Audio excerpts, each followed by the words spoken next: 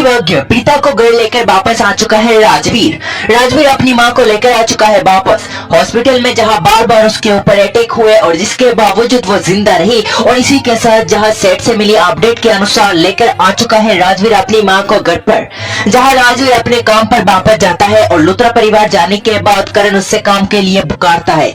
जब वो वहां पर आता है तो देखता है यहाँ पर पलकी और राजवीर बातचीत कर रहे होते हैं और करण को लगता है कि राजवीर और पलकी एक दूसरे से प्यार करते हैं और उसका यह मानना है कि दोनों की शादी करवा देते हैं।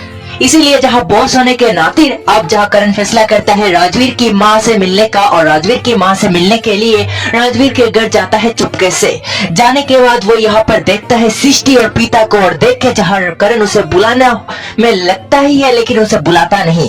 दरअसल जहां हॉस्पिटल में सृष्टि ने उसे पहचानने से इनकार कर दिया उसका चेहरा बदलने की वजह से, उसे लगता है अब प्रीता भी उसे पहचानने से इनकार कर देगी। खैर उसे पता चल चुका है प्रीता जिंदा है और यहाँ पर मौजूद है। अब उसे सिर्फ सबूत की जरूरत है जो उससे प्रूफ कर सके कि वो ही है करण लुथरा।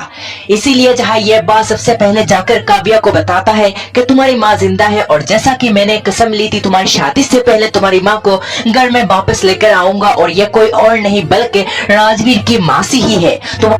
तुम्हारी माँ को घर वापस लाने का समय आ चुका है काव्या, मेरे साथ चलो और हम लेकर आएंगे तुम्हारी माँ प्रीता को वापस। ये जानने के बाद काव्या और करण जाते हैं यहाँ पर। जाते समय जहाँ लेकर जाते हैं एक शादी की तस्वीर जो कि उनके काम आ सकती है।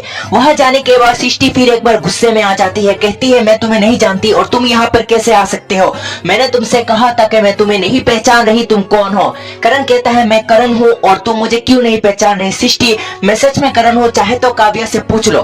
काव्या भी बताती है कि ये उसके पिता करण ही है और उनका एक्सीडेंट के समय सर्जरी की वजह से उनका चेहरा बदल चुका है।